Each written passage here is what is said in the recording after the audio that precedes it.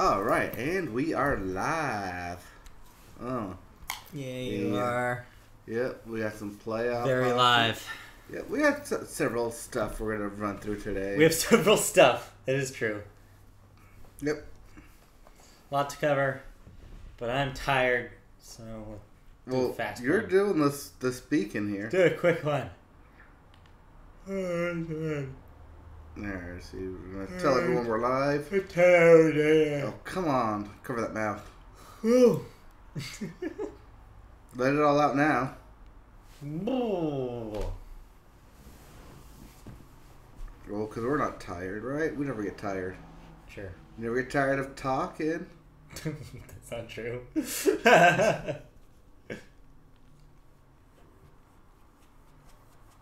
We never get tired of this. Friggin' Penguins had to win again. Waddle, waddle, waddle, waddle, waddle, waddle, waddle, waddle, waddle. What? Winnipeg won. That's not supposed to happen. Oh, Ducks are at Sharks. Yeah. And then we play the winner of Ducks or Sharks. Oh, God. Assuming we win. Fun times. Yeah. So either way, it's a 5 freeway series. It just depends how far down the 5 you want to go, or how far up the 5. Up the 5. You know, that's assuming we win. we gotta win first. But all right, let's start this thing. It's 8 o'clock. That is key. It is 8 o'clock. All right, so let's get this show on the road. Yeah. Okay. Let's. Yep. All right. So let's begin then. Oh, this looks like a long one. Jesus. It seems like a long one, but it's not. Oh boy. Okay. They'll go by fast. All right, let's get this party started. It's the Media Boat Podcast. Let's get it started in here. In here, it is April the 11th, 2018. This is episode 118 of the Media Boat Podcast. If you're new, if you don't know what we are a podcast that discusses movies, television, video games, and music, not necessarily in that order. My name is Matt. His name is Mike. I'm Mike. He's Matt. We're here to give you the 411 on. Yes. 411. The 411, because anybody under the age of 30 has no idea what that is. Right? I mean, I barely know. Oh, we're in such a I am different time. under the age of 30, fun fact. I know. And I barely know what 411 is. I just. I know it's the information number. Yeah. That you called? It's just the city. Was it it's an for the operator? city. Yeah. Like, was there a human being on the other side of 411? I believe 411 was a human being, but it was specifically pertaining to Right. the city you called. Information about the city you called. Yeah. Not general information. General information. Although- All right, we are although general wildly off information- topic already. Because general information hotline is just Google. Yeah, I guess so. Yeah, the internet now fulfills that task. Oh, yeah. But the Media Boat Podcast is where you get information about those things that I mentioned before. And we always start with information about movies. And we always start with that information with The box office. the weekend box office numbers. Now, we had another easy one last week. We called this your new debut thriller from the mind of John Krasinski has taken first place. A Quiet Place earned $50 million in its opening weekend. Yes. John Krasinski was the director, not Correct. the creator or the story behind. Sure. But he did get a writing credit, though. Yeah.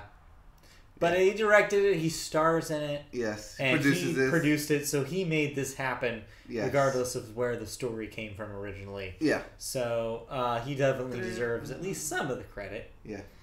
So yeah, Quiet Place was your number one. $50 million is a pretty solid debut for a movie like that. Mm-hmm. Ready Player One dropped to number 2 with $24 million to add to its total. Blockers, your Kay Cannon comedy, debuted to $20 million. Your what comedy? Kay Cannon is the director and writer of that movie. Oh, okay. She was a writer on a couple sitcoms. She wrote for 30 Rock, Parks and Rec, and New Girl. Okay. See, I just also- refer to it as that John Cena movie. Also the screenwriter for Pitch Perfect, all three. Well, I knew she was Pitch Perfect involved. Yes. So yeah, that's her deal. So yeah, good for Kay. Yeah. Black Panther moves down to number 4, still in the top 5, $8.7 million. And rounding out your top 5, Tyler Perry's Acrimony gets an acrimonious $8.3 million to add to its total. Oh, get the thing out of theaters. It's probably almost on its way out because Here are your new releases for the weekend that is ahead of us. Yes. This weekend, you have Borg versus McEnroe, which is not about McEnroe facing off the Star Trek enemy, the Borg. No, that is instead a tennis match. I know. Starring one Shia LaBeouf. Yes. About Borg playing Johnny McEnroe. I think he plays Johnny McEnroe in that film. Right. Also this weekend, the horror movie Truth or Dare. Appropriately comes out because it is Friday the 13th, everyone. It's creepy. Yep. Something called Sergeant Stubby, an American Hero? Yeah. What is this? This is an animated film about a tiny dog in the military. Okay. I saw one trailer for this. I thought it looked dumb. The animation. Stubby. Sergeant Stubby? It's not a Pixar film. Okay. That's all you need to know. That's all I need to know. You are correct. Lastly, what will be your number one movie this coming weekend is The Rock in Rampage, based on the video game that no one remembers. Speaking of things you don't know what it is if you're under the age of 30. Yes, I was actually surprised when the doctor said that she knew about the Rampage video game. I mean, they may have had some Rampage machines at like a local pizzeria or something. Yeah, I could see a Rampage machine being in there. Mm-hmm. So that checks out. But yeah, those are your new releases this weekend. So yeah, we don't even need to talk about it. I'm sure Rampage is your number one. Rampage is now trending to land somewhere in the 30s. Yeah. $30 million range. That tracks. Yeah, it's between 30 and 36. But that means A Quiet Place, assuming it even gets, let's say, the 30% drop, that's going to put it just under $30. Yeah, it's not going to. Yeah. All right. It'll be close, though. But Rampage will win out because of Dwayne The Rock Johnson. But speaking of A Quiet Place, you saw it. Do you want to talk about... Oh, I'm sorry. We can't talk about A Quiet Place. Well, not so loudly. Or else we die. Yes, listen to John Krasinski and just go shh. Alright, so what's up with A Quiet Place? You saw it? Yeah. This is not a horror film, even though it is. Also, I hate that everyone... I hate that sentence. That's what I hate. Also, I hate that everyone in the media keeps calling them monsters when clearly they're aliens. Well, I haven't seen the movie, so I don't know what they are. Well, you tell me. So they're aliens. Well, yes. Because there's newspaper clippings that say, meteor struck, monsters emerge. But clearly that means they're aliens. I mean, sure, yes. Yeah. But, yeah, everyone keeps calling them monsters. I mean, aliens can be monsters. Yeah. It's like a square rectangle thing, right? Yes, it's a square rectangle. Yeah, because like you're saying that they're not mutually exclusive. You can have an alien monster. Yeah. Anyways. It's a really good movie. Okay, good. Definitely suspenseful. Definitely worth checking out. John Krasinski and wife Emily Blunt star. Right. If you want to see Emily Blunt seriously act, not act serious, but show her range. This is she doesn't speak a whole lot in this film, but her emotions. From what I understand, there's not a whole lot of dialogue at all in this film. Yeah, it's all very quiet. It's all either whispered or sign language. Yes. Which is on purpose because the creatures track you via sound. Right. And the creatures are actually designed specifically to that effect, which I thought was a really cool idea. That is really neat. Because they have really huge, basically large eardrums and no eyes, so they only result on audio cues. So I could see this going sour in one very specific way. I mentioned this because my coworker had this experience and told me about it. Loud theater can ruin this movie. He was saying that he had some people nearby him that couldn't stop talking. Oh. And he said that it, one, completely broke the tension of the film, and two, made it hard for him to enjoy it. Well, one, anybody talking in a theater will ruin a movie. Yes, but when your concept of your movie is, hey, nobody talk. And yet, for some reason, people go to a movie to talk. Yeah, that's weird. Yeah. So, those people are dumb. And, because I saw this in RPX, IMAX, big screen. Right. Dolby surround sound. So, the sound design was great. It was amazing. I hope the thing gets nominated. For some sort of sound editing, sound mixing. Not editing, but sound mixing. Yeah, because sounds is hard. Sound is hard. Yeah. Turns out. Yeah. You can't cover it with dialogue, so you have to get everything. Right. And everything has to, like, stand out. And it's great, but it also, like, builds tension. And the score helps build it as well. Yeah.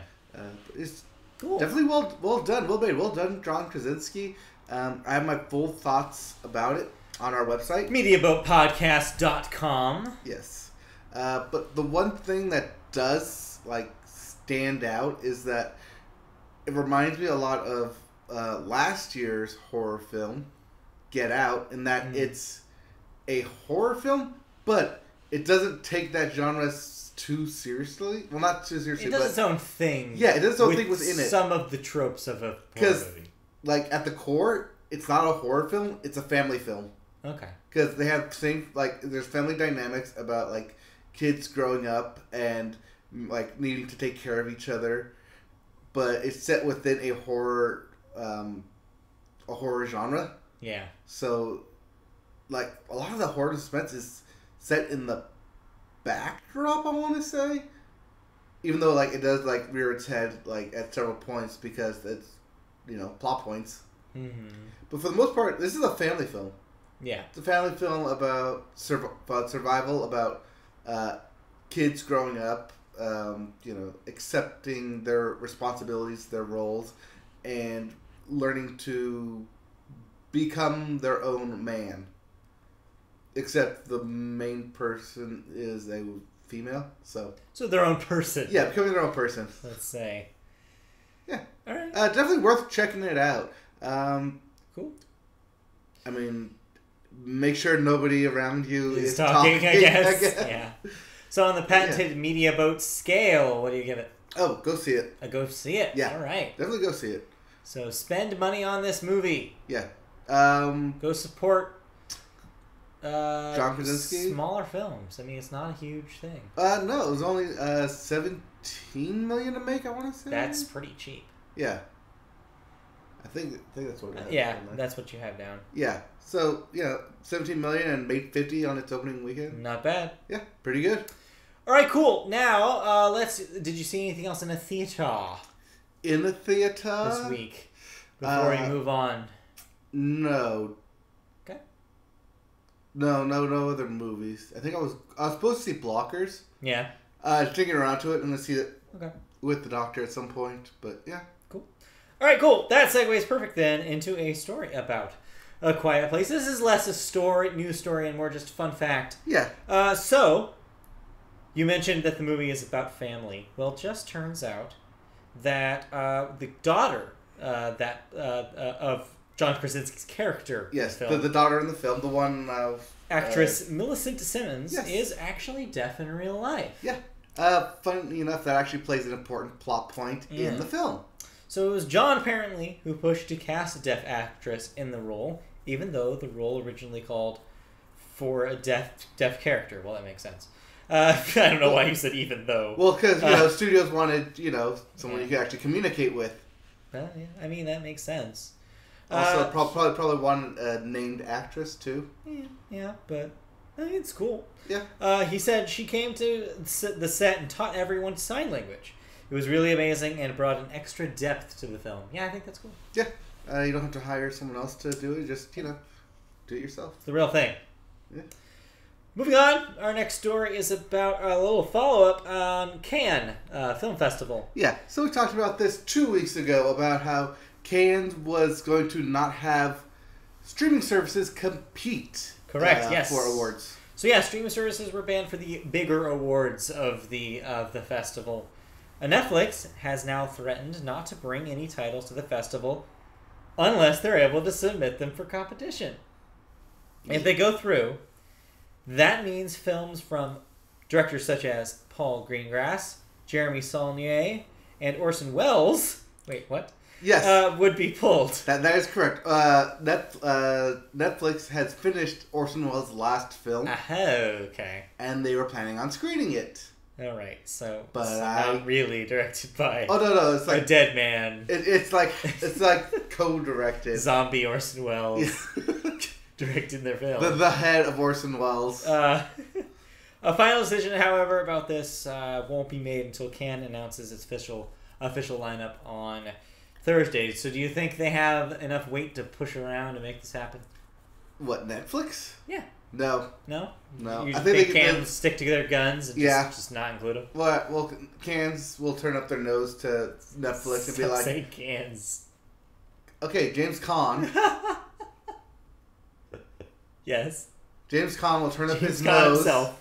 Will turn up his nose to the streaming services and not allow them to get awards. All right. Yeah. Side note to this story. Well, it has nothing to do with like the streaming in Cannes. It's just that apparently there may or may not be a surprise screening of Solo at Cannes. At Cannes. Yeah, at Cannes. Okay. That'd be weird. Yeah. There may or may not be. Okay. It may or may not be because it's supposed to be a secret screening. But the fact that I'm even reporting about it means someone must have leaked it. It's not a secret, or it's not happening. Yes, or it's like someone's wish list. All right. Well, we'll find out, I suppose. Yeah. Moving on, our next story is about copyright law. Yes, we have an advancement in the field of copyright law. Wait, we have breaking news from the front? No. Okay. Let's be later. All right. That's in our sports section. In our sports section, we'll report on that. But for now, let's talk about copyright. Yeah. So, as you know, copyright law has been a thing that a lot of people forget. Stuff is supposed to go into the public domain, but large corporations like Disney have kind of made that harder to do. But it looks like, beginning January 1st, we're going to have a handful of works that will be in the public domain. And this is significant because stuff should have been coming out at a consistent basis. Should happen. But since 1998, right, nothing has really entered the public domain since then. So that will change in January.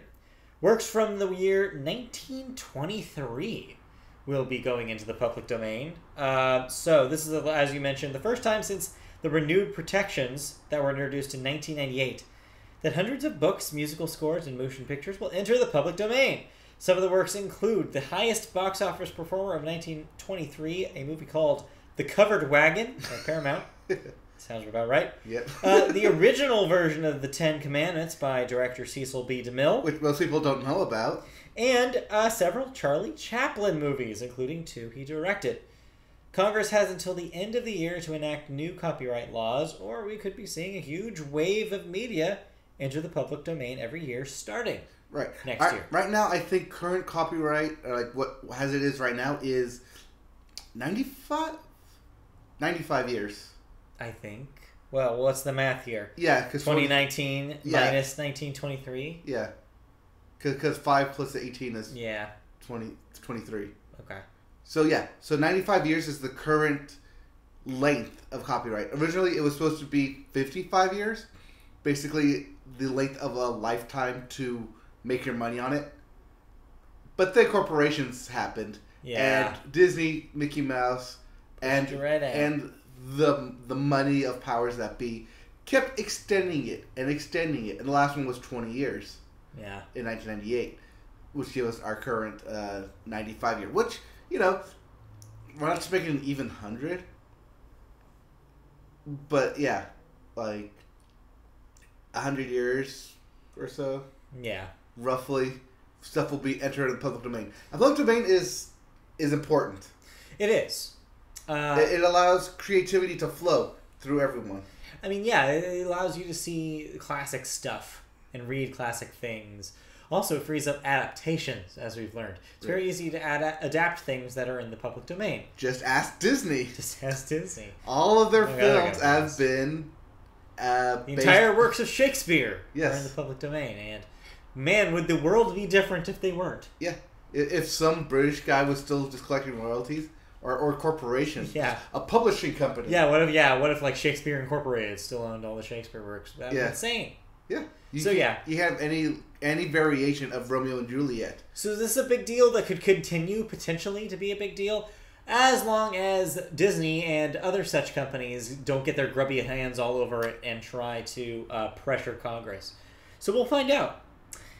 Right, and I think that's what the last thing we're going to say on this here is we're gonna copyright. We'll allow public domain stuff until 1929. I want to say, because that's when Sleeping Beauty, or not Sleeping Beauty, Snow White. Yeah. Will officially enter public domain, and Disney will go no. They'll be like, not happening. And then we'll have this whole debate yet again. So yeah, just wait. Yeah. All right. Moving on to someone whose works will never be in the public domain, T.J. Miller. Oh, this is a fun one.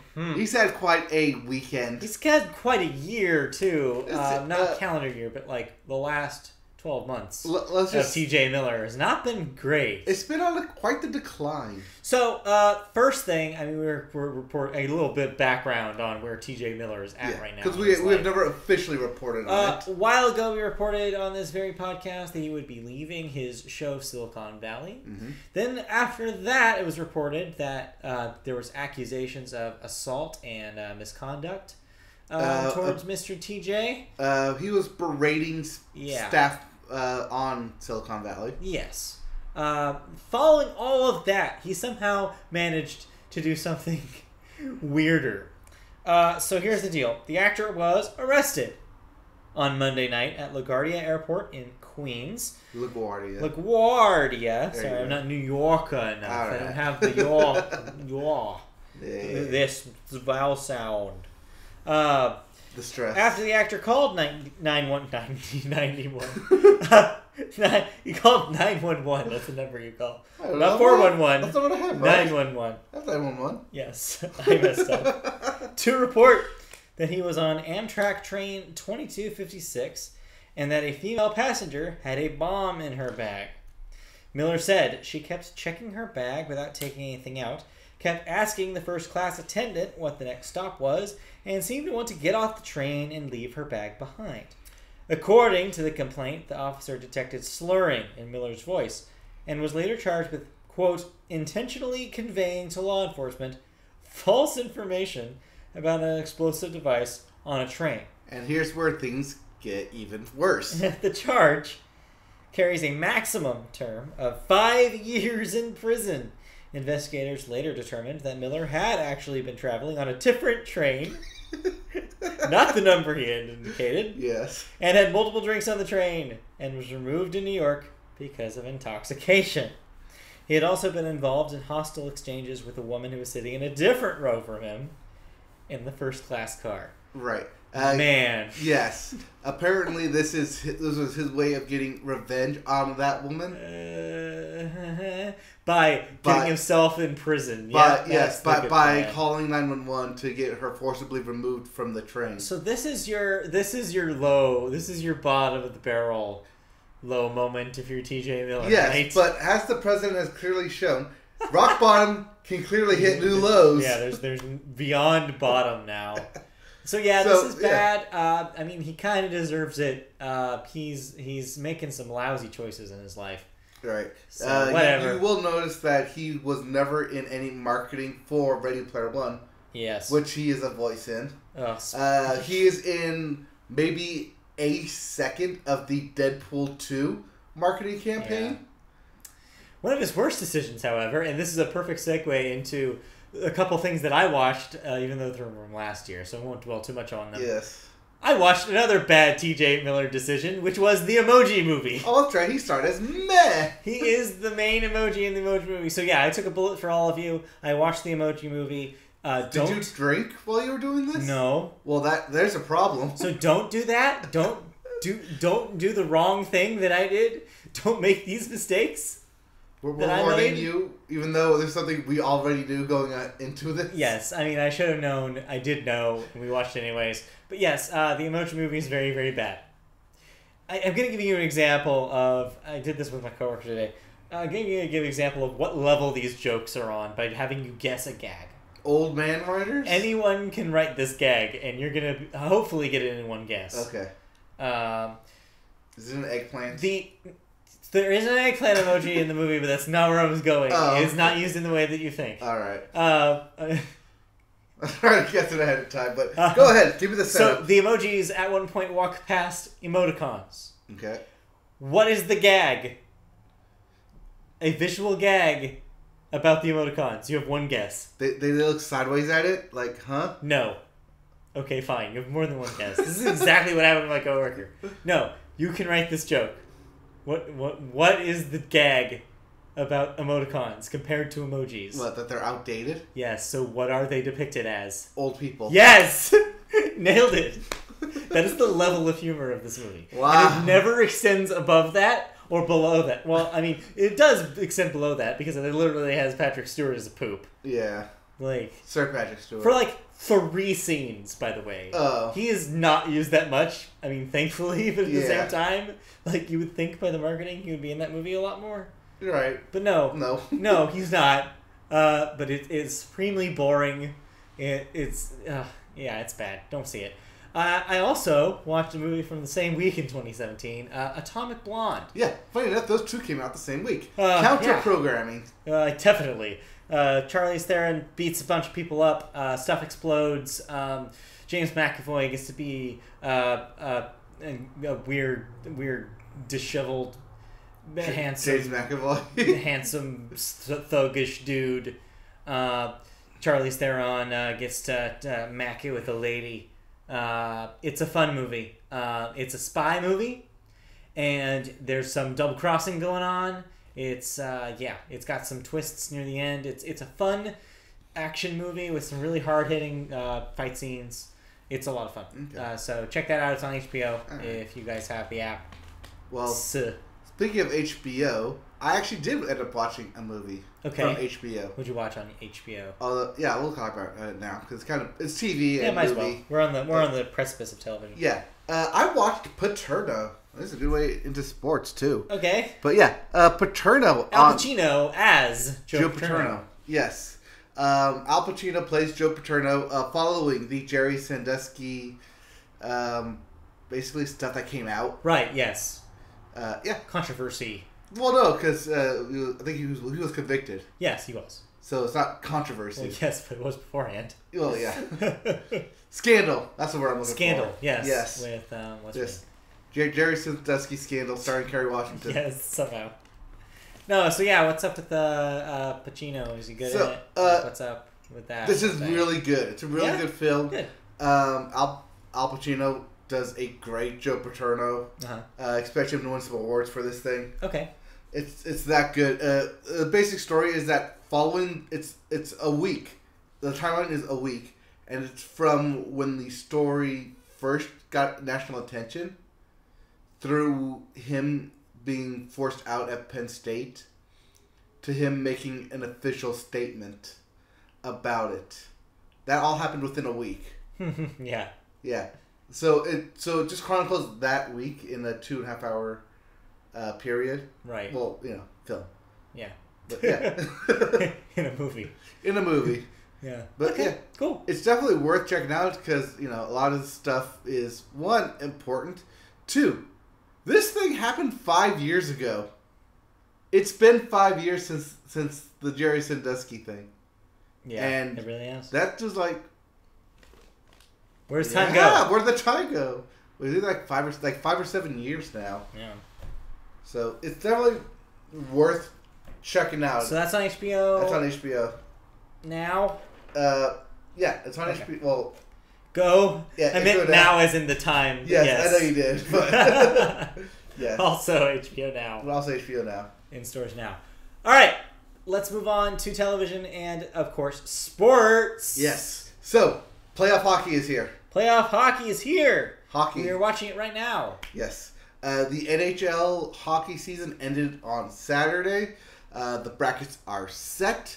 And it's today, as of this recording, is the first night, or I guess day, because I'm playing day, of the Stanley Cup playoffs. Right.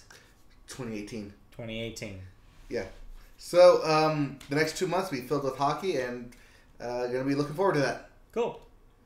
Also, because NBA coincides with the NHL, the NBA will be ending. Also is done. It will be done, in a couple days now. Regular season. Yeah, regular season. And funny enough, in the East, there's 4 or 5 teams still vying for a playoff spot. So that could get interesting in the last couple of days here. We also had the Masters this past weekend. We did.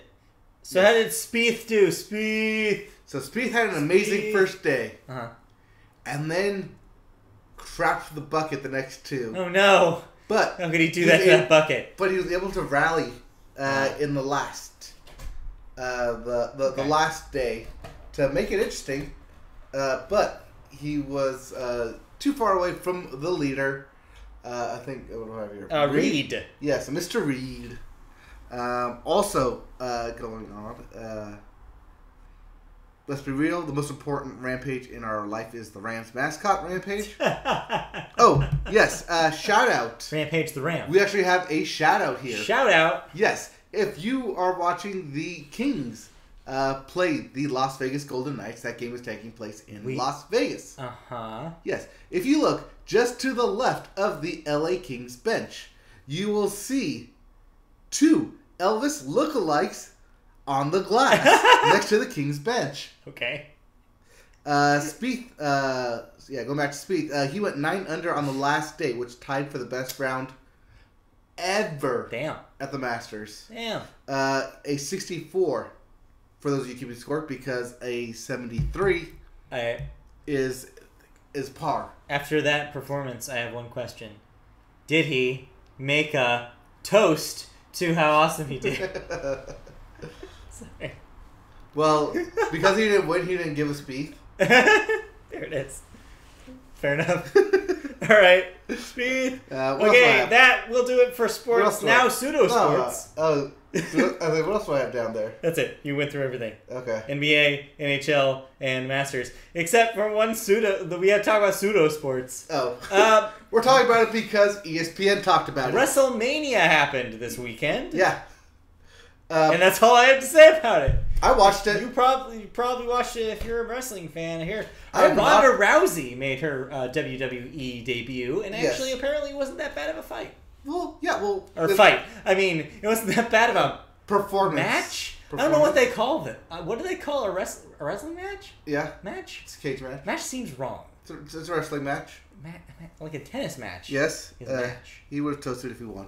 But yeah, it's a match. It was a speech joke. Get it? Speak. Yes. But yeah, Ronda Rousey was yeah. She's doing that whole cross acting thing. I'm glad she's doing it makes sense. It makes more sense.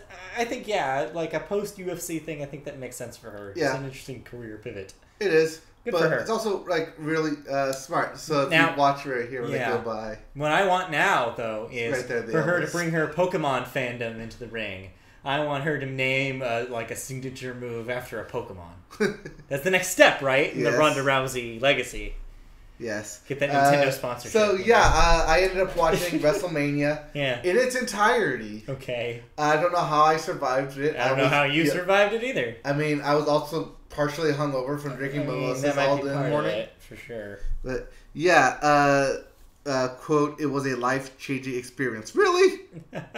Really? It wasn't a life-changing experience. Life-changing. John Cena came out. He wrestled. Yes, they did that. Yes. He wrestled The Undertaker. Okay. And, he lost. Uh-huh. But they also brought out the Yes Man. Oh, Daniel Bryan. Yes. Yes. Yes. I just wait for I know the occasional thing about wrestling because I follow a lot of people on Twitter who just happen to be into it. Apparently, the next WrestleMania superstar will be Gronk. Oh, okay. No. I could totally see that, by the way. Like a post-football move, I could totally see him, Gronkowski, just getting into wrestling. Yeah, but then he has to throw his body around and, Yeah, it depends on how disheveled he is after NFL spits him out. Yeah. We'll see. But of everything we talk about, wrestling, WrestleMania and just wrestling, it's a bad rap because, it's not sports. That being said, the production value is great. Yeah, the whole thing is production value. Oh, yeah. If you didn't have that, it wouldn't exist. Oh, no. I mean, it's theater. It's a soap opera with muscular dudes grappling with each other. That's literally what that is. And it's cool. You know what? Like, I mean, I've never watched a single Jeopardy wrestling thing in my life. Subconscious there, I was thinking. But I understand why people would. Yeah. All right. But yeah, I mean, cause I sat there and I didn't really watch it for the wrestling. I just watched it for the technical director and the lighting and the staging. And there's stuff. It's a full-on production. Totally. I mean, it's definitely, like, if you're into any technical aspect in, like, film or TV, give WrestleMania a watch, and you'll be just amazed at everything that goes into it. Yeah. But yeah, I think we've talked enough about wrestling. WrestleMania. We sure have. Next in television is television news. Oh, apparently that Gronk thing is not made up. It's rumored. Oh, I mean, I totally see that. He seems like somebody who would fit right in. Yeah. Moving on to television news, our first story is a kind of a follow-up to our Sinclair Broadcasting story. Yes. I had actually seen parts of this on Twitter. I think this is pretty fascinating. Mm-hmm. So, a watchdog group known for a left-leaning bias, let's be real, Allied Progress, has, yes, just like that, has produced an ad calling on viewers to call the FCC and stop Sinclair's proposed $4 billion acquisition of Tribune Media. What makes this story interesting is that the ads will run on Sinclair-owned stations, 4 to be specific, in the Washington, D.C., Des Moines. Yes, I never know how to pronounce Des Moines. Iowa. Des Moines. Des Moines. Des Moines, Iowa. Middle Seattle America. and Baltimore. What's significant about the Baltimore area is that's Sinclair's headquarters. I was going to guess. So the ads were inspired by Sinclair anchors reading the same script that made the rounds last week. Yes. How they were able to even buy this advertising is quite, I had seen this on Twitter because somebody I follow, I guess, had found it, like, actual footage of it and posted it. It's like, was basically commenting how insane it is that it's Sinclair bumpers, like, with super, like, conservative stuff, immediately followed by this ad, and then immediately followed by more Sinclair bumpers. And this guy was just saying, like, how bizarre it was. Right. So, yeah, this is happening. There's a fight on TV. It's a TV fight. Yeah. With your ad dollars. Further, little side note on Lee Sinclair. Amy Schumer was supposed to go do a press junket at the Washington, D.C. area for her upcoming film, I Feel Pretty. Uh-huh. Because of all this Sinclair controversy, she backed out. Ooh. And is actually urging other celebrities to do the same. Might be a good call. Yeah. Yeah. Huh. Okay. So we'll have more on the continuing Sinclair story as it breaks. Yeah. Up until they either actually do acquire Tribune or it gets stopped. Which should take place, soon. Hopefully within a couple of months. Yeah. Maybe. Yeah. Moving on to something that won't happen in a couple of months, but will happen later. Game of Thrones. Yes. After 55 straight nights of filming the newest edition of the series, the newest season, the longest battle in Game of Thrones has finished filming. So they made the longest battle ever in the history of the show. So I'm going to put a caveat right here. Okay. It's not 55 days of filming for the entire series. Oh, just this It's 55 days of just the one battle. So the producers shared their thanks to the cast and crew for enduring, quote, the cold, the snow, the rain, the mud, the sheep shit of Tomb, and the winds of Megarmorn. To give a context, the previous biggest battles, including the Battle of the Bastards, yes, the one that of the episode of the same name. Yes, the thing that won all the Emmys 2 years ago. Took about a month to produce. Yeah. This, the nearly 2.5 months it took to film this one, is more than double the other big battles from previous seasons. We still don't have a release date for the new season. Yes. We don't need to tell you that. You already know. Right. But no, it will premiere sometime, not this year, but 2019. Right. Just a reminder, it's sometime in 2019. Yep. It will only be 6 episodes. Yep. And from the sounds of it... They'll be an hour and a half each, right? Yes, there will each be an hour and a half. And from the sounds of it, this one battle will either take up 1 episode or 2. So get ready. Probably 2, from just the sheer amount that we're talking about here. That's a lot. I mean, 2.5 months just for a battle. Yeah. And that's before they put in all the CGI stuff that's going to go into it. All right, here's a question for you. Answer. Do you think in 2039 will we see a reboot of Game of Thrones? That's 20 years from next year. That's 20 years from next year. Do you think that will be enough time?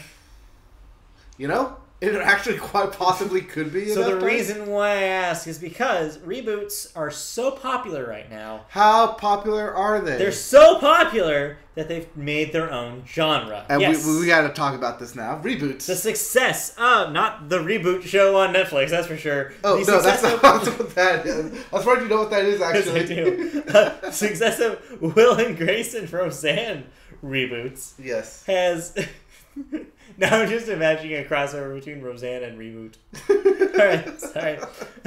Has coined a new genre called the reboot genre. Yes. NBC network boss Robert Greenblatt reacted to this by telling the Hollywood Reporter that shows such as Seinfeld and Friends will likely never be revived. He said, quote, "We can't just reboot everything."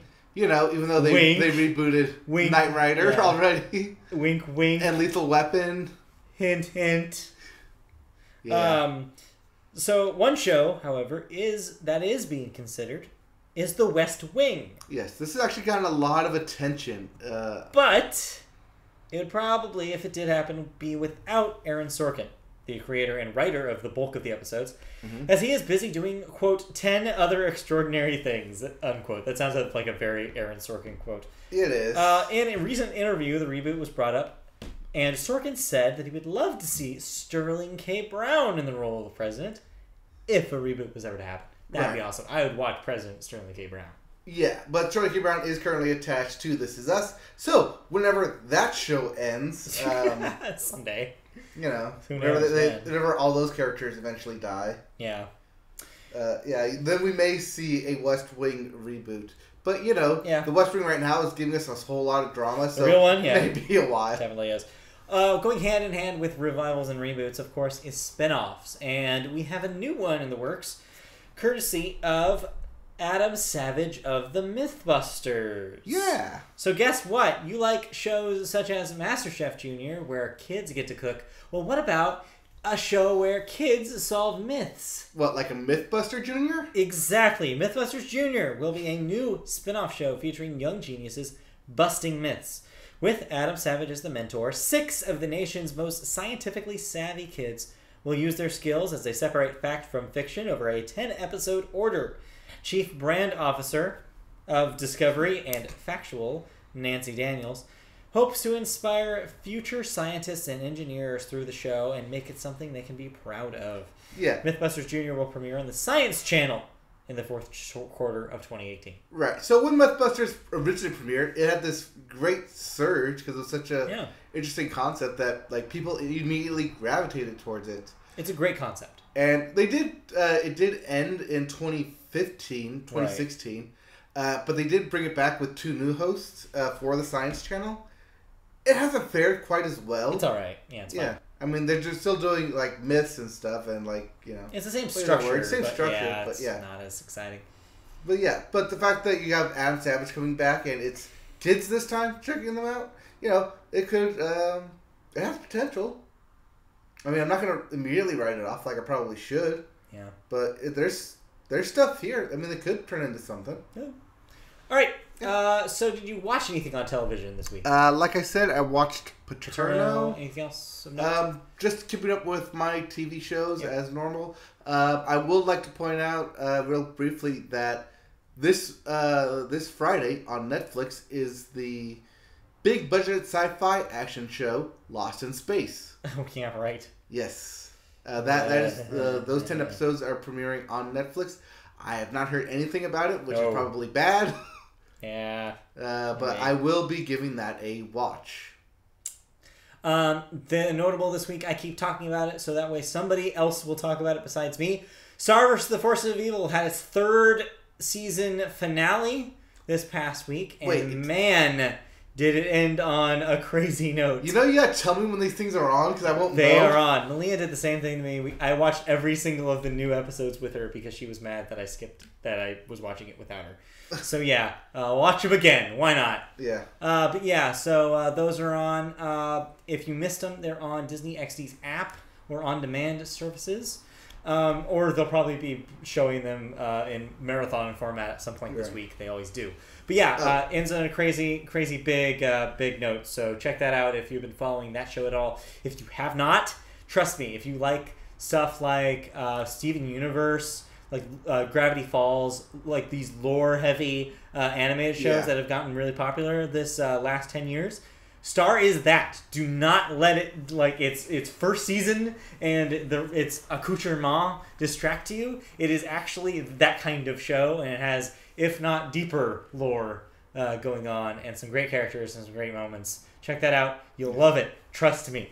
Trust me on this. Speaking of Disney XD, DuckTales is currently on Disney XD, but will not be for the next season. Where's it going? Disney Channel proper. Proper Disney Channel. Proper Disney Channel. Apparently it's had a lot of success. Change my DVR. Thank you. It's got a lot of success that it will be airing at Disney proper. Also great. That the first bunch of episodes they put out for that thing is also good. So check that out if you like cartoons. Yes. The DuckTales, don't let that animation throw you off. DuckTales is actually pretty good. It's great. Yeah. All right. Let's move out of television news. Yeah, I'm sure there's other stuff, but I can't think. Jeopardy's in college tournament. Yes, we should mention that. Yep. American Idol is now watchable again. American Idol done with the Hollywood week, so it's good. It's into just solo rounds. So if you like singing, it's got more of that. Yep. If you like your voting, if you just want to vote. Coming. Yep. All right, moving on to cancellations and renewals. While we're on this quick clip. Yep. First up, Shades of Blue. That is the Jennifer Lopez one? Yes, I believe that's right on NBC. Yeah, on NBC. Canceled. Huh. I would say after 3 seasons, but its third season has not premiered and will debut in June.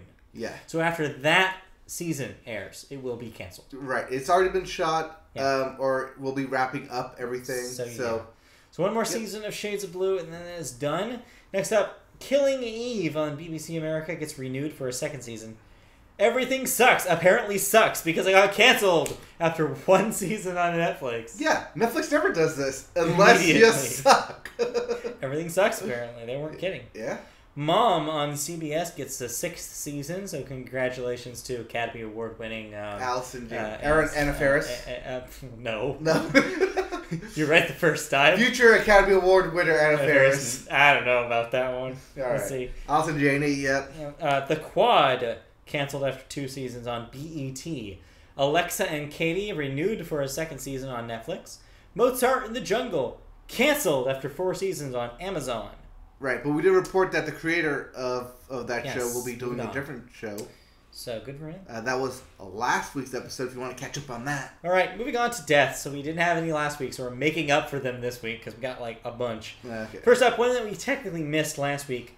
Stephen Bochco, age 74. The Cop Guy. Cop Guy, TV producer and writer of famous and network television changing cop shows such as Hill Street Blues, LA Law, and NYPD Blue. You do not have Homicide: Life on the Street on here, but he was also responsible for that. Just did the 3 that it was. But yes, those were huge for television. NYPD Blue especially notable for pushing the boundaries of what networks could show. Well, not only that, but it is like butts. Yes. But yes, also, serial dramas in a procedural format. Yes, procedurals. Yeah, big time. So he will definitely have, he left a legacy on television. Basically, it was him and Dick Wolf. Dick Wolf. Yes. Those two basically ran late 90s ABC drama. Yeah, and NBC. Law and Order. Law and Order was NBC. Yep. All right. Moving on, wow, I almost moved his letters around. Ron Dunbar. Don Runbar. I was going to say Don Runbar. Sorry, that man is dead. I should be a little more sensitive. Ron Dunbar, age 77, American songwriter from Band of Gold and Patches. He wrote Band of Gold and Patches. I don't know. You didn't put quotes around them, so I don't know if they're songs or bands. Yeah, they're songs. Thank you. Grammy winner from 1971. They actually may be bands. I have no idea. I can't tell you. Also, Isako Takahata, age 82, a Japanese director, producer, and screenwriter. Some of his stuff: Only Yesterday, The Tale of the Princess Kaguya, and if these sound Kaguya, and if these sound familiar, that's because he's the co-founder of Studio Ghibli. So that's why. You say Ghibli, not Ghibli? Ghibli. So I used to say Ghibli, and then recently I heard somebody say Ghibli, and I was like, uh-oh, have I been saying it wrong this whole time? Okay, Jiff. I don't know. Tell me. Write us at mediaboatpodcast@gmail.com and tell me how to pronounce that. How should you pronounce Studio G? G. Studio G. You know, that guy. The Miyazaki place. Yes. How do you say it? And finally, in deaths, Chuck McCann, age 83, who was a voice actor in television cartoons such as the original DuckTales and G.I. Joe. Yep. So those are your deaths, right. Which brings us to the next segment, which is music. Let's move on to the billboard. We got billboards! And a sad billboard has... Yep. Your Hot 100 is still frickin' boring. Your number one song is still frickin' God's Plan. Number 2, Meant to Be by BB Rexa and Florida Georgia Line. Number 3, Psycho, Post Malone featuring blah blah Ty Dolla $sign.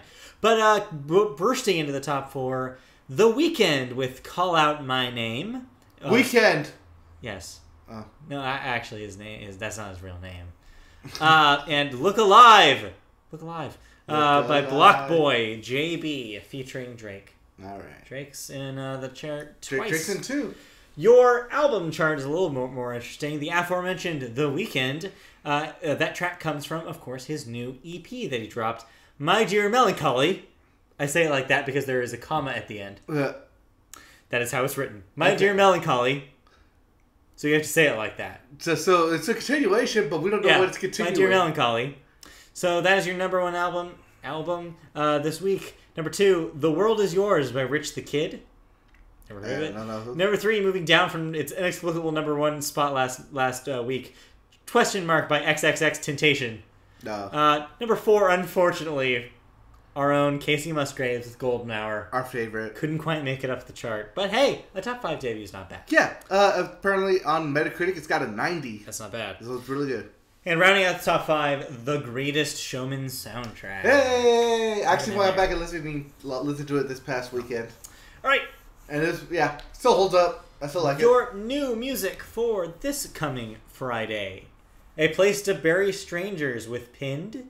Brazilian Girls with Let's Make Love. Breaking Benjamin with Ember. Yes, that Breaking Benjamin. Harry Shearer. Yes, that Harry Shearer with Smalls Change. Not sure if that's a typo or not. Jason Aldean with Rearview Town. Yes. There you go. I will be listening to that album this weekend. I gave you my thoughts of Rearview Town, cool. I think 2 weeks ago when that single dropped. The single, yes. Yeah. Cool. John Prine with The Tree of Forgiveness. Juliana Hatfield with Sings Olivia Newton-John, where I bet she sings the songs of Olivia Newton-John. She just sings to Olivia Newton-John. Somehow. King Gizzard and the Lizard Wizard. Yes. Who always include because their name is amazing. They was hilarious. With Gumboot Soup. King Tough with The Other. Mouse on Mars with Dimensional People. Slug with Higgly Piggledy. And Tanash with Joyride. Those are your albums this week. Now, moving into music news. All right. First up, do you want to go your own way? I'd love to go my own way. Well, so does Lindsey Buckingham of Fleetwood Mac. Yes, because, he's not going his own way on his own. He's forcefully going his own way. He's being forced to go his own way. So yes, guitarist and songwriter Lindsey Buckingham, who of course famously was an original member of Fleetwood Mac, has left the group again. Or rather, he was fired again.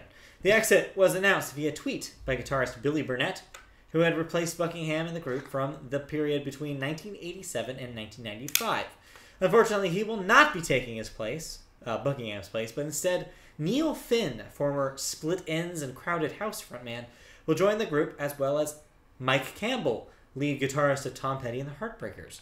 The news comes from Mick Fleetwood, who said, "We jammed with Mike and Neil, and the chemistry really worked, and let the band realize that this is the right combination to go forward with in the Fleetwood Mac style."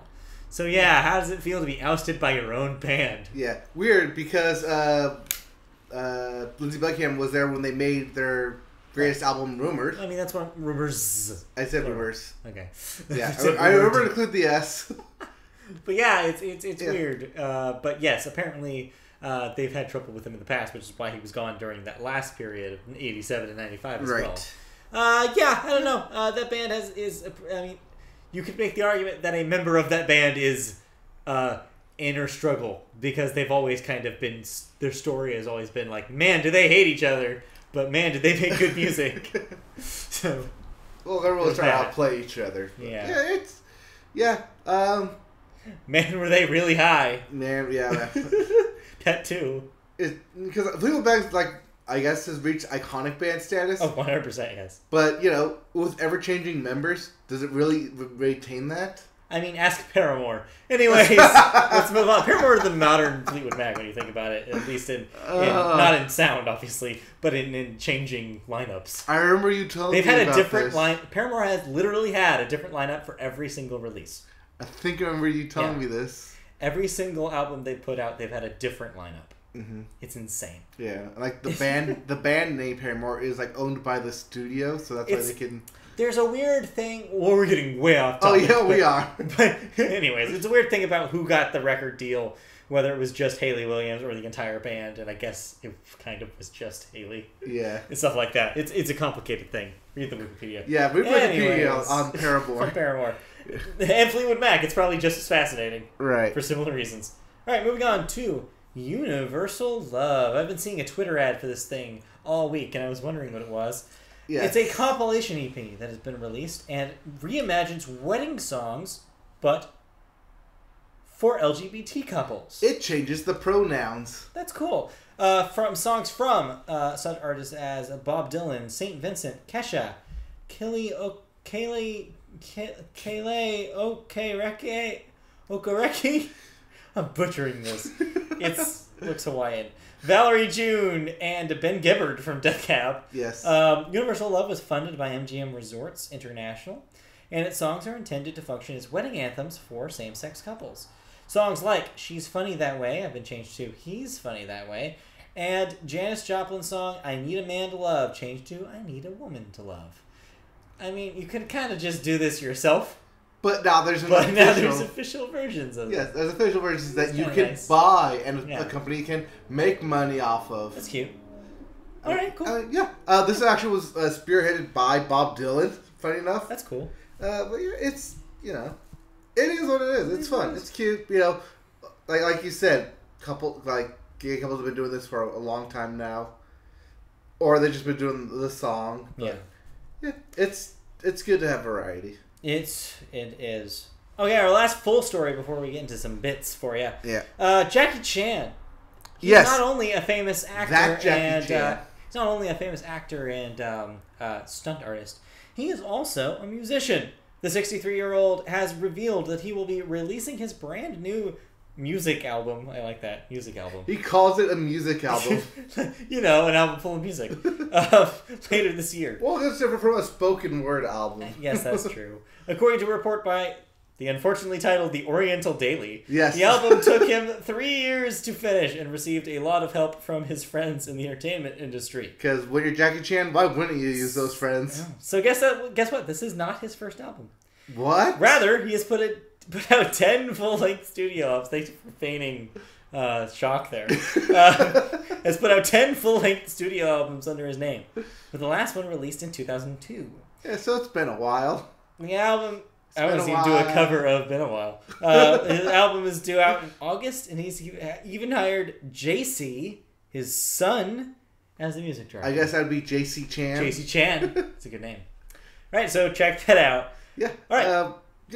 That's basically in the other news. Like Jackie Chan has an album, has put out albums. Yeah, I'm very curious now. Yeah, there was a clip attached to the article I read. Yeah. Back in 2002, I guess 2002 or 2004, him doing a duet and actually holding his own, so he can carry a tune. I like how you included in the picture on here for the live stream. You've included a picture from the animated series Jackie Chan Adventures. I mean, where else is everyone going to know Jackie Chan from? Literally anything else? All right. Let's wrap it up with some bits. The bits. First bit. The Arctic Monkeys announced a new album called Tranquility Base Hotel and Casino. They're also on tour right now, but apparently tickets are impossible to get. Kamasi Washington announces a new album called Heaven and Earth.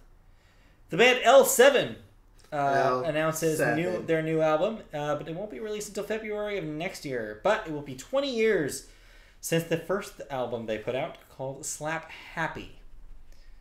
Yeah, so, I think that's it.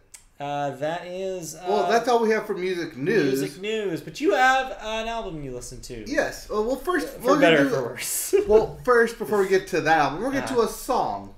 Okay. By one country artist named Kenneth Chesney. Oh, a Kenny Chesney? Yes. Joint dropped? Yes. Kenny Chesney released his new song this past weekend called Get Along. I don't want to. Well, Get Along.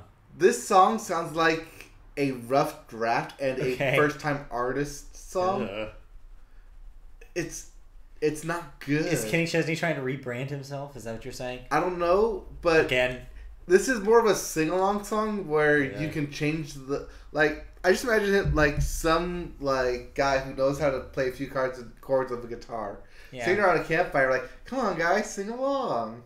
And it's just like get along. I was like, yeah, get along. It sounds like, terrible. We'll get along, we'll sing a song. So you wrote a campfire song? Yeah, it's a campfire song. Okay, this is Kenny Chesney channeling his inner John Denver. Yeah. Okay. Fine. It's okay. I mean, I don't hate it. It's gonna be catchy. I could see this thing being played on the radio. Sure. Country radio. But yeah, so that also means that we have a new Kenny Chesney album coming out. As we always do. As we always do. But you also listened to an album this week. You took one for the team. Oh, yes. You listened to the new 30 Seconds to Mars record. Yes, and how I wish the thing was only 30 seconds long. Oh, man. Yeah, so I listened to the Took new... me 15 seconds. That's half the way to Mars. For the last time. That's not fact. That is the name of a band. Yeah. So 30 Seconds to Mars put out a new album last week called America. Yeah, America in all caps. Yeah, it was America in all caps. But the cover art does not have that. No. It's names. Yes. It has 5 or 6 different names on it. I was meant to look up what the names stand for, but I didn't. It's actually pretty easy. It's basically like at the very bottom it also has the text 6 American names. Yeah. I guess it is. The idea is that these are names that elicit, oh, it's this person in American pop culture. Yeah, but one of them's Jesus. One of them is Jesus. Yeah, but I guess that's kind of commentary now, is it? I didn't say it was good commentary. I just said it's commentary. Yeah. So yeah, that's kind of the level of what we're dealing with here. Is what it sounds like. Yeah, basically. I mean, how's the music on this thing? Okay, actually. Okay. I say that hesitantly too because had Linkin Park and had Imagine Dragons not put out an album last year, this thing would have been, welcomed with open arms. Yeah. But because those two exist and because those two have been played on the radio for so long, for about a year now, diminishing returns. Oh, severely. Yeah. I will say this though: the first 2 songs on that album are great. "Walk on Water," which is used in commercials. Yeah. And "Dangerous Night." Now, if I didn't like "Walk on Water" at all, let's say if I detest it, do you think I would enjoy the rest of this album? Depends. Because "Walk on Water" is their big stadium It's a big song. Stadium anthem. Yes, it's a stadium anthem. Yeah. Kind of the same thing with "Dangerous Night." Yeah. Everything else on this album, however, doesn't quite hit those highs. Sure. You said there's a Halsey duet in there? Yeah. There's a Halsey duet. Because now it's required to have Halsey involved in every project. Well, to have a female pop star. Yeah, but mostly Halsey. Yeah. All right. Yeah. Okay. I mean, law of diminishing returns is, I guess, the easiest way to put this thing. It's hard to say that. It's hard to tell me for you to go and listen to this, even if you do like 30 Seconds to Mars, Because I would just direct you to go listen to the Linkin Park album, or go listen to Evolve by Imagine Dragons. There's alternatives. There's alternatives. Yeah, they're alternatives to the alternative. And that's what they should call the album. I know. Alternative to the alternative. But yeah, there's just better alternative songs out there, or albums, that make this album seem like a copycat album. Sure. It's trying to mimic what those two bands have by listening to them and then being like, well, I could do that. And yet, it's a cheap imitation, and that's what it sounds like. Yeah. That's unfortunate. It is super unfortunate, because... I don't wish any good on Jared Leto, but... Well, yeah, I mean... I do also wish that music is good. I wish I can have both those things. Well, I know every song can't be an anthem, but I wish at least half of them were as good as the first two songs. Yeah. If fair. That was the case, then I would definitely say give us a listen. There's definitely songs on here that you'll like. Fair enough. Just listen to the first two. That's all you need. Yeah. Although I will have to give a shout out to one other song on here if I can remember what it was. Nope. No, I can't. Nope. Okay. Let's move on then. Oh, yeah, there it is. Great Wide Open. Okay. That's a return to form of old 30 Seconds to Mars. So look forward to hearing that in the interstitials this coming football season. Probably. All right. Yeah, or more likely the NBA. Yeah. Well, as they get their playoff basketball. Yep. Look forward to that. Yeah. I also listened to an album, as far opposite as you can get from 30 Seconds to Mars. I listened to the new Hop Along record. So Bark Your Head Off Dog, the newest from Hop Along. This is just on the edge of being like, they're almost there breaking through. Like, I've seen more mainstream outlets reporting on them now. So I feel like I can kind of talk about them on this podcast now. I can't really talk about a lot of bands that I listen to on this podcast because I feel like it doesn't play. Now, is Hop Along the one we went and saw? No. I have never seen Hop Along. I'd love to see them someday. But they never come to LA. They're based in Philadelphia. So don't really make the trip down here that often. I think they played FYF last year, 2 years ago. They didn't get to go. So they rarely come down here. But anyways, so their new album, this is their third. If you've heard of them at all, check them out if you haven't. But their sound is incredibly hard to describe, so I would just say listen to it. But yeah, compared to the first two albums, it's an expansion of the sound, but it also kind of brings back some of the older sounds from like the first album, combines them kind of with the power of the powerful approach that they used in the second. It's very, very, very good. They experiment with freaking auto-tune in a song. There's a full string section in a couple of songs. There's even some play with like a break beat in one of the choruses of one of the songs. I've been thinking about doing a thoughts post to put on the website, but I don't know whether it would be read. So I'm like, kind of two minds about it. But I've been listening to this literally every day since last Friday. I constantly hear you reference Hop Along. They're my favorite. Like currently active band. They're absolutely my favorite band right now. Yeah, because the way you keep putting it sounds like they're just scratching the surface of becoming mainstream. They're so close. And yet they don't. Not that they don't want to open that door. It's that door isn't it's a really sound, there. Their sound also doesn't really play for a wide audience. It's really hard to describe. Mm-hmm. But yeah. So check that out. They need that sounds interesting to you. They need that stadium. They're never going to get there. They're not that kind of band, but I think that's fine. It's fine. All right. That's actually one thing about that Casey Musgraves album. Yeah. Just her as in general is that her sound isn't like the big stadium sound. It's never going to be. But that's not what she's going for. Right. But yeah, those two albums right now are battling for your ears right now for my plays. So it's good company to share. All right, let's move out of music and into our final segment here. Lastly, the Stagecoach album for me has been made, so I'll be listening to that. Yes. I went through the Stagecoach playlist, you mean? Yes. Of everybody who's going to be there. Yes, I went through what sounded like the whole discography of Keith Urban. Oh, I'm sorry. All of the songs I actually knew before, but didn't realize that was him singing. But also, like, a lot of them started to blend together. Yeah, I bet. And it was like, well... How does Told You So hold up? See, I can't pull that one out. It's on Rock Band. That's the only reason why I can pull that one out. Yeah. I played it on Rock Band a bunch. But yeah, I went through that, and then I went through about half... What about Kiss a Girl?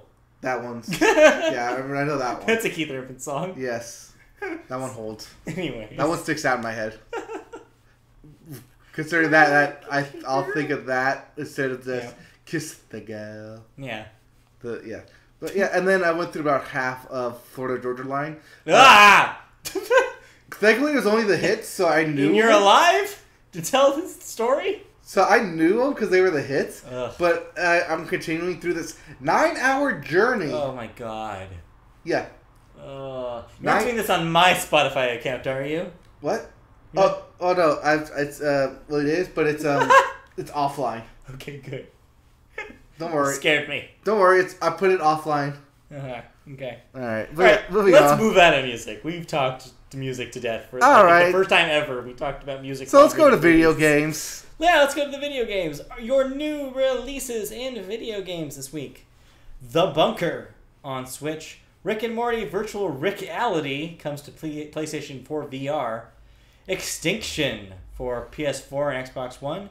Super Daryl Deluxe.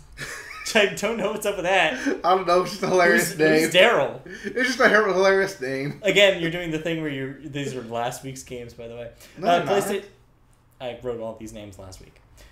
Super Daryl Deluxe comes to PS4 and Switch, by the way. Masters of Anima, not anime, Anima, comes to PlayStation 4 and Switch. And Rogue Aces comes to PlayStation 4 and Switch. I'll say no, because I used the Giant Bomb list. There must be some crossover then. Yeah. All right, moving into video game news. It's been a long podcast. Yes, let's get out of the U.S. and go across the way here. Let's go to South Korea. Yeah, they had the Olympics. Yeah, why not? 3 game makers are now facing financial penalties for their deceptive randomized in-game item promotion. AKA loot boxes or loot crates. The problem isn't the loot boxes themselves, but rather the way they were advertised. The Korean company Nexon, which you may have heard of from online games such as MapleStory, yes, advertised 16 unique pieces provided at random, but the drop rate was 0.5% for a quarter of those items. Yeah, that's kind of a problem when someone spends $350. Yeah, and don't get to get a quarter those of items? those things. Yeah, a company called Netmarble, which is a good name, was worse. Where you could get a rare monster advertised at under 1%, but were actually 0.0005%. Yeah. And while technically correct at under 1%... Technically it's under 1%. Still, the Korean Fair Trade Commission had it with these customer manipulations and fined them a combined $925,000 equivalent US dollars. Yes. Netmarble is accepting the punishment, but Nexon is challenging the penalty. So we'll see what happens there. Yeah. Fun. Again, this isn't the fact that loot boxes are in the games. That's not what they're advertised. That's not what it is. It's drop rates, which I believe in the U.S. now have to be visibly displayed in the either in the game or in the description of the games for mobile at least. All right. Yeah, it's good to see some punishment happening. Maybe it'll change some people. Next up. All right, next up. PlayerUnknown's Battlegrounds. Yeah, remember that game everybody was talking about before Fortnite? Oh, yeah. Well, they are feeling the pressure from Fortnite. They want some changes. They want to introduce some stuff for you. The developer of PlayerUnknown's Battlegrounds, a.k.a. PlayerUnknown, has added a team deathmatch style mode called War Mode to the custom games this week, and it plans to roll out the mode to all players as a time-limited event at some point in the future. Only PUBG partners can create custom games, but anyone can play provided they have an invite. Right. By partners, it means basically the guys on Twitch who get the high streams. Yeah. Or the people like on YouTube. Anyone AKA in marketing partners. Yeah, anyone in the know of PUBG that they use as marketing tools. Yeah. Yeah, they get the access codes. They're not done with that, though. Other updates added this week, including melee-only mode. And they've added shotguns to the arsenal. Isn't melee-only mode just punch-out? It's like slappers. Oh, slappers. Like in GoldenEye. Yeah. Also, you don't have this here, but they also introduced a new small island. You know, in case you want to play on a smaller island. I thought there already was an island, but they just moved it closer. No. They made a new map called the Small Island. They moved and it's a small island. It's okay. Smaller. Small. You know, in case you were tired of wandering around. Yeah, it's small. All right. Next up, this is a weird story here. It is super weird. What's a binge pipe? Yes, a binge pipe is where you can binge all your media. Uh-huh. It's a new app, or not a new app. It's a new web company, and they've made quite the splash these past couple of weeks. All right. Doing what?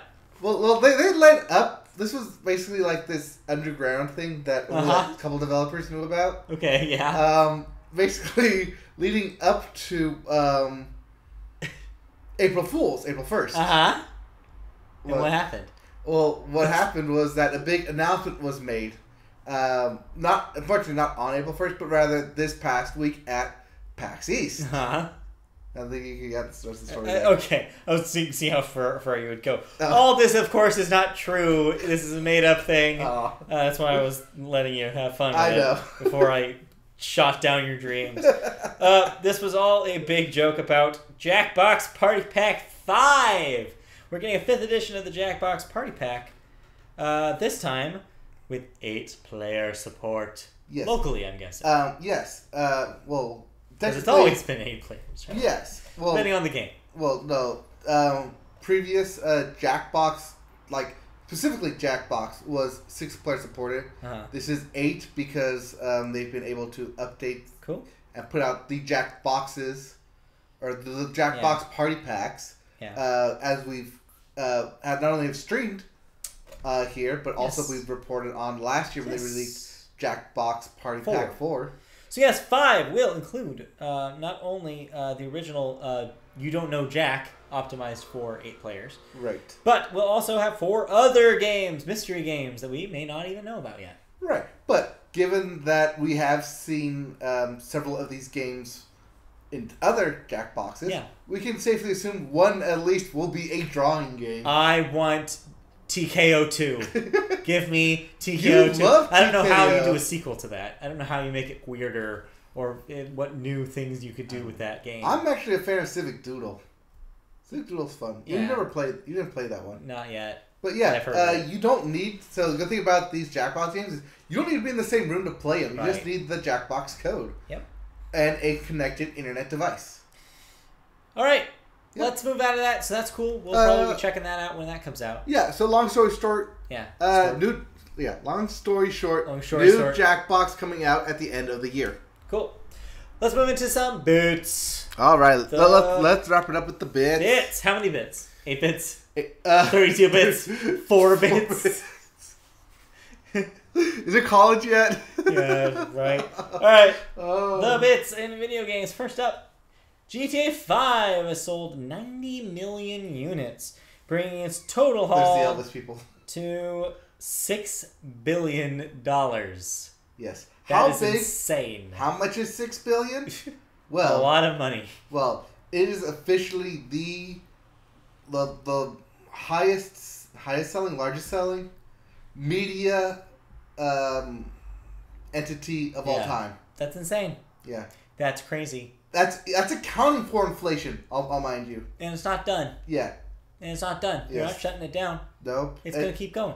It's the fact that it's still $60 in stores. Yeah. Is insane. It's crazy. That thing should be discounted. Easily. Should it be $20? Yeah. Less.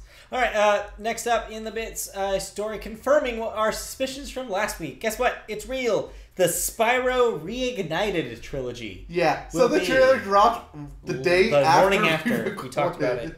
So yeah, it will be scheduled for September 2018 and will be a repackaging and remastering of the first 3 Spyro games, the PlayStation 1 games. Yes. This will not be a PlayStation exclusive. No. It will also be on Xbox One. No word about Switch? No word about Switch yet. Okay. But I don't see why it wouldn't. Yeah, that wouldn't surprise me. The fact that the Crash is getting a port to the Switch means that they're going to port the Spyro. The Spyro? Either eventually or, upon release. All right. And a real fun fact about that is being developed by Toys for Bob, the developer that did the Skylanders games. Fun fact. Makes sense, Skylanders was a Spyro spinoff. Yes. Technically speaking. Our last bits is another kind of follow-up. We had announced a while ago the Mega Man X Anniversary Collection. Well, it is finally dated. It will be released 1 and 2, both collections, on July 26th. So that's, I believe, major consoles. Yep. So that's PS4, Xbox One. I don't know about Switch. Yes. But yeah. Also in the bits, one of our favorite times of the year, Summer Games Done Quick. Yes. Is coming up in the end of June. Okay. End of June into July, and the list of games have been announced on their website. If you want to check that out, that is at gamesdonequick.com. Sweet. The list of games are up. The times are not up, however. They won't be for a little bit. Yeah, that's scheduling. But the list of games, there may still be more yet to be added. But I did happen to notice Mario Odyssey run in just over an hour. Hey, that's cool. Yeah. All right, cool. That's a whole bunch of stuff to look forward to then. Yeah. And I think that wraps up video games, and that also wraps up today's podcast. All right. So if you want to track us down and get to know what we're all about, well, you can find our live show every Wednesday night on YouTube. Just search Media Boat Podcast and find our channel there. We go live every Wednesday night at 8 p.m. Pacific time, right here. If you want to know when we go live, subscribe to our channel and click on that little bell, and we'll let you know when we go live at the moment we do. If you want to hear the audio version of our podcast, we are on Apple Podcasts, as well as a lot of other podcast machinery that you get your stuff on. Yes, thank you, Vanna White. And I don't have a symbol for podcast here. Right, podcast. So just listen to it. Podcast. But yeah, check that out on any of your RSS feed-driven podcast machines. We're there. You can also find us on social media. We're on Twitter at MediaBoatCast. Social media. We're on the Facebook. We're on Facebook. Just search Media Boat Podcast and you'll find us. We're on Twitch.tv when we stream video games, such as our continuing stream of MLB The Show 18. We'll do probably one more wrap-up playoff-related maybe stream of some sort. Yeah. To kind of cap off the game. So check that out. We'll tweet when we're live with that stuff. Right. I think I've made my decision, and that I'm just gonna buy God of War when it releases on the 20th. Okay. I mean, if you want to spend money on that, I mean, we could try to get it. Oh yeah, we'll download it. We try to get GameFly is what I'm saying. But okay. Yeah, but I know I've bought all the God of War games. So you might. So why stop now? Why stop now? Fair enough. So yeah, that's on the 20th. So that'll be coming up later in the month on Twitch. So elsewhere on the internet, we are also on Patreon. You can help us out with money. You can donate as little as $1 a month to help us make content just exclusively for our patrons. So check that out. You can also find us on our website, MediaBoatPodcast.com. Go there for all our features that go up every week. Our thoughts about things we've seen or played or listened to are all there. So MediaBoatPodcast.com is the destination. And that will wrap it up. That will do it for us. We will see you guys next week for another edition of the Media Boat Podcast. In the meantime, smooth sailing. In the meantime, keep watching some playoff hockey. We haven't made a boat joke in like a year, I swear. I know. I just made one. Okay. All right. Yeah. Thank y'all for watching. Thank y'all for listening. Thank you. And yes, check out our website. Check out our thoughts. Leave us some comments. Yep. Bye. Bye. All right. YouTube after show. Yeah. All right. Well, Doctor's been talking to us. Yep. So let's see. We already went through a couple of this stuff because of the sports section. And nope, we went through everything in the sports section. It does it then. Yep. Okay, cool. All right, We'll see you guys next week. All right. We're out. Bye.